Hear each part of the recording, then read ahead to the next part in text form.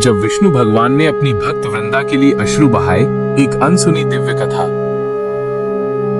कार्तिक मास की शुक्ल पक्ष की एकादशी को पुराणों और संस्कारों में देवउठनी एकादशी या तुलसी विवाह के नाम से विशेष रूप से मनाया जाता है। शास्त्रों का मानना है कि इसी दिन प्रभु विष्णु अपनी चातुर्मासीय निद्रा से जागते हैं।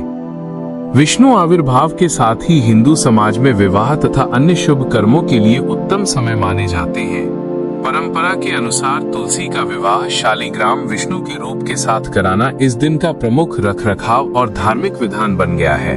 भारतीय संस्कृति में तुलसी का वृक्ष अत्यंत पवित्र माना गया है। उसे गंगा यमुना जैसी पवित्र धाराओं के तुल्य आदर मिलता है। तुलसी को विष्णु प्रिया भी कहा जाता है और विष्णु पूजन में तुलसी अर्पित करना महत्वपूर्ण माना गया है, क्योंकि तुलसी न केवल आध्यात्मिक दृष्टि से प्रिय है बल्कि स्वास्थ्य और वातावरण की शुद्धि हेतु भी लाभप्रद है। अब इस तमाम परंपरा के पीछे छुपी हुई प्राचीन कथा कुछ इस प्रकार है। एक ऐसी कथा जिसमें देवताओं का परस्पर संबंध, भक्ति शक्ति, अहंकार और एक नारी के त्याग तथा उसकी प्रतिफल भूमिका प्रमुख है। यह कथा बताती है कि किस प्रकार वृंदा नामक स्त्री की सच्ची भक्ति ने संसार के संतुलन को प्रभावित कर दिया और किस प्रकार उसी भक्ति के कारण देवताओं को एक कठिन निर्णय लेना पड़ा। कहानी की शुरुआत भगवान शिव के प्रचंड क्रोध से होती है। एक समय कुछ ऐसा हुआ कि शिव के क्रोध को उन्होंने किसी अनर्थ से रोकने के लिए समुद्र की लहरों में प्रवाहित कर दिया।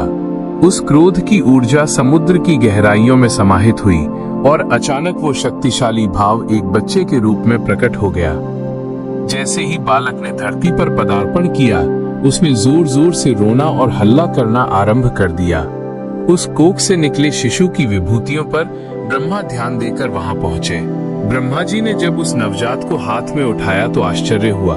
शिशु असाधारण भारी था। प्रेम से जैसे ही वे उसे अपने सीने से लगाकर नहलाए, उस शिशु ने ब्रह्मा की दाढ़ी पकड़ी। इतनी शक्ति से पकड़ने पर ब्रह्मा की आंखों में आंसू आए और वे बोले, अति बलशाली ये बालक है, तेरे भीतर बड़ी शक्ति है। ब्रह्मा ने उसी नाम से उसे जलंधर कहना आरंभ किया। जलंधर बड़ा हुआ और उसकी शक्ति बढ़ती चली गई। उसकी शक्ति के साथ फिर अहंकार भी बढ़ा।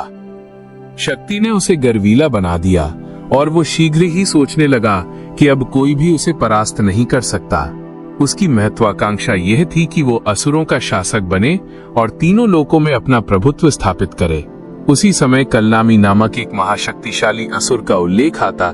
कलनामी की एक सुंदरी तथा बुद्धिमान कन्या थी जिसका नाम वृंदा था। वृंदा सच्ची, धर्मपरायण और भगवान विष्णु की परम भक्त थी।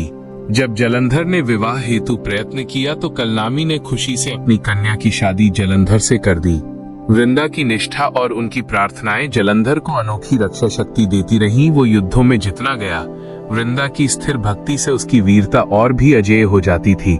इस प्रकार समय के साथ साथ जलंधर का सामर्थ्य और प्रभाव इतना बढ़ गया कि असुरों का वह निस्संदेह राजा बन गया और अन्य शक्तिशाली राजाओं को वह परास्त करता गया।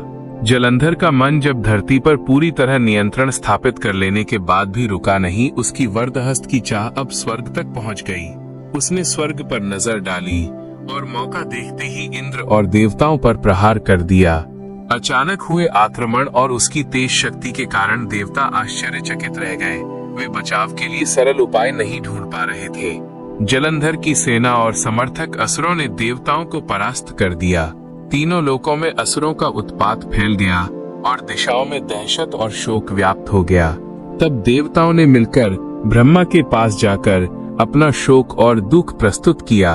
ब्रह्मा जी ने कहा कि जलंधर का जन्म शिव के क्रोध से हुआ है, अतः उसका विनाश भी शिव द्वारा संभव होगा।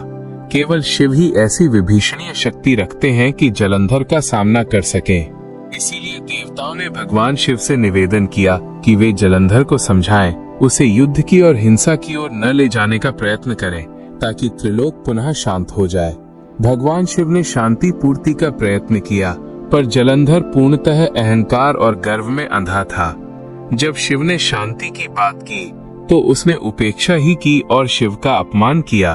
तब शिव ने अपने क्रोध पर संयम रखा और सोचा कि केवल लड़कर ही जलंधर को रोका जा सकता है। देवताओं से सलाह मशवरा के बाद शिव ने ललकार सुनाई और युद्ध की घोषणा कर दी। देवता इसके लिए प्रसन्न हुए, क्योंकि यदि स्वयं शिव युद्ध के मैदान में उतरेंगे तो उनका विश्वास था कि जलंधर का अंत होगा। परंतु जलंधर के पास केवल भारी बल नहीं था, उसके पास भ्रम उत्पन्न करने शक्ति भी थी। युद्ध क्षेत्र में उसने इसी शक्ति का प्रयोग कर दिया और देवता तथा शिव को चकित कर देने वाला भ्रम पैदा कर दिया। भ्रम में फंसे हुए देवता और गण क्षुधित और अचिंतित हो गए। जलंधर का महत्वाकांक्षी व्यक्तित्व उसे और आगे बढ़ाता गया। उसने समुद्र के किनारे जाकर माता लक्ष्मी को पाने का अनुरोध किया। समुद्र की उत्पत्ति से जुड़ने के कारण लक्ष्मी ने उसे अपनाया और उसे भाई समीकरण की तरह स्वीकारा, पर जलंधर की अभिमानी वृत्ति उसे संतुष्ट नहीं कर पाई। यहाँ तक कि उसने कैलाश पर आकर देवी पार्वती के सामने स्वयं को शिव का समान रूप दिखाया और कहा कि वो युद्ध जीतकर लौटा है। परंतु पार्वती ने अपनी दृष्टि शक्ति से सब कुछ समझ लिया और जलंधर का वो छल साफ कर दिया। तब जलंधर भयभीत हुआ और वहां से भाग खड़ा हुआ। परंतु देवताओं के मन में यह प्रश्न था, जलंधर इतनी शक्ति किससे पा रहा था? इसी प्रश्न के उत्तर में विष्णु ने कहा कि जलंधर की शक्ति का स्रोत वृंदा की अनन्य भक्ति है। वृंदा जब अपने पति के कल्याण के लिए विष्णु से प्रार्थना करती है, तब देवता को भी संदेह नहीं रहता कि जलंधर अजेय बन जाएगा। विष्णु जानते थे कि वृंदा की प्रार्थनाएं ही जलंधर को हराने से रोक रही थी, अतः समस्या का केवल एक समाधान था, वृंदा की प्रार्थना को किसी प्रकार से रोकना। परंतु यह विष्णु के लिए अत्यंत कठिन निर्णय था, क्योंकि वृंदा उनकी सबसे प्रिय भक्ताओं में से एक थी। क्या वो अपने ही परम भक्त के साथ ऐसा कर सकते हैं? विष्णु दुखित हृदय से अपना उत्तर स्वयं जानते हुए भी वैकुंठ लौट गए। कर्तव्य और करुणा के द्वंद्व में युद्ध का दिन आ पहुंचा। जलंधर और शिव के मध्य भयंकर और घोर संघर्ष चल रहा था। दोनों की गति और शक्ति देखते ही बनती थी, परंतु श्रेष्ठ रणनीति वही थी जो देवताओं ने मिलकर बनाई थी। विष्णु ने एक चाल चलने का निश्चय किया। वे वृंदा के घर गए, पर एक नाटकीय विलेख के साथ विष्णु ने अपना रूप बदलकर जलंधर का रूप धारण किया और वृंदा के सामने प्रकट हुए। वृंदा, जो कि पतिव्रती नारी और परम भक्त थी, ने यह रूप देखकर समझा कि उसका पति विजयी होकर लौटा है। उसने हर्ष से अपनी पूजा समाप्त की और प्रार्थना बंद कर दी। परंतु उस समय असली जलंधर युद्ध क्षेत्र में युद्ध लड़ रहा था। विष्णु के इस भेष ने वृंदा की प्रार्थनाओं को रोक दिया और परिणाम स्वरूप भगवान शिव ने अपने त्रिशूल से जलंधर पर आघात किया। वो वार सीधे जलंधर की छाती महावत हुआ और जलंधर की मृत्यु हो गई।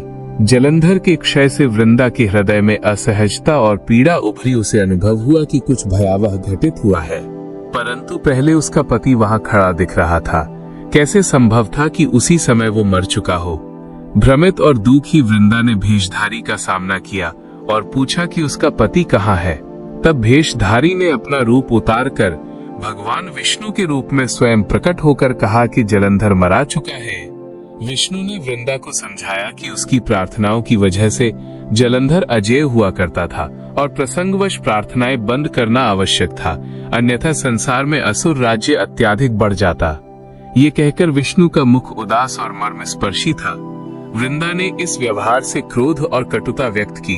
उसने कहा कि उसने विष्णु पर अपनी पूर्ण विश्वास रखी थी और उन्होंने उसे छल किया।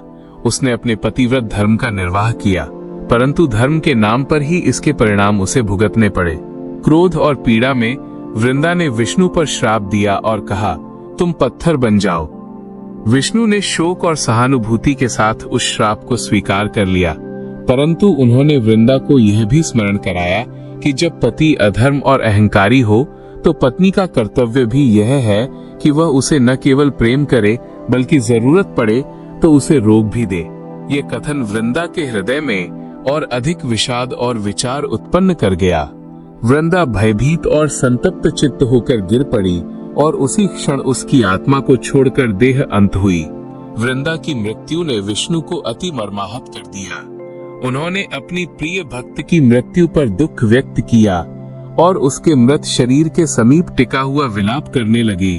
देवता और स्वयं भगवान शिव भी इस अवस्था को देखकर दुखी हुए।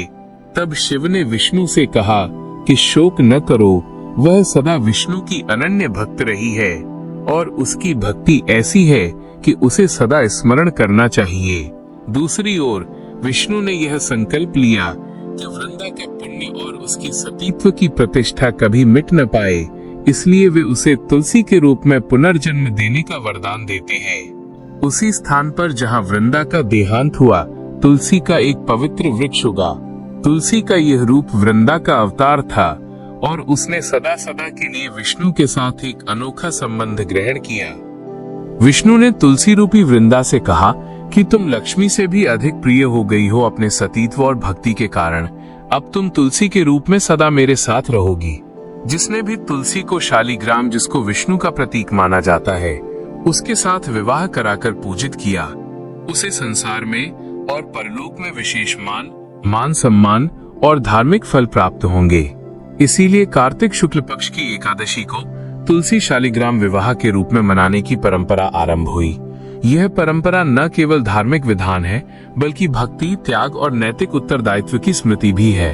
तुलसी विवाह का संस्कार केवल एक धार्मिक क्रिया नहीं है, यह कथा हमें कई गंभीर संदेश देती है। भक्ति कितनी महान होती है, किन परिस्थितियों में उसका प्रभाव कितना दूरगामी हो सकता है। साथ ही यह बताती है कि शक्ति का दुरुपयोग और अहंकार किस प्रकार समाज में विघात ला सकता है। वृंदा की कथा यह भी समझाती है कि पतिव्रत धर्म, निष्ठा और त्याग का पारितोषिक केवल लोक लाभ तक सीमित नहीं रहता, बल्कि उसका प्रभाव लौकिक और लौकिक परे दोनों ही रूपों में विद्यमान रहता है। इसलिए विष्णु ने वृंदा को तुलसी के रूप में अमर कर दिया।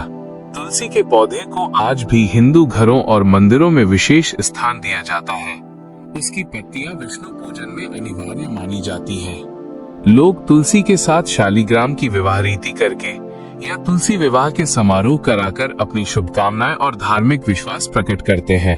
तुलसी को औषधीय गुणों से परिपूर्ण भी माना गया है। उसके पौधे से आसपास का वातावरण शुद्ध होता है और मानव स्वास्थ्य पर उसके कई लाभ बताए गए हैं। यही कारण है कि ग्रामीण और शहरी दोनों प्रकार के घरों में तुलसी का स्थान परंपरागत रूप से आरक्षित है। समाप्ति में कहा जा सकता है कि देव उठनी एकादशी और तुलसी विवाह की प्रथा न केवल धार्मिक अनुष्ठान का संकेत है, बल्कि ये एक स्मृति धारा भी है जो हमें भक्ति, नैतिकता, बल का संतुलन और त्याग के मूल्य की शिक्षा देती है। वृंदा तुलसी की गाथा सिखाती है कि सच्ची भक्ति से धर्म का प्रकाश बनता है और वो प्रकाश कालांतर में भी अटल रहता है। इसी वजह से तुलसी का महत्व आज भी उतना ही प्रासंगिक और पूजनीय है जितना कि सदियों पूर्व था।